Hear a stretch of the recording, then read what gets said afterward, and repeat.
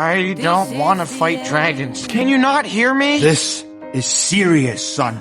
You carry all of us with you, which means you walk like us, talk like us, think like us. I'm not one of them. They're not what we think they are. We don't have to kill them. Stop the fight! Dragon?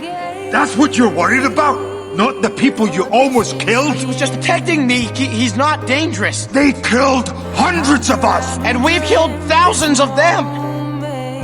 Please just listen to me. You're not my son. I'm so sorry.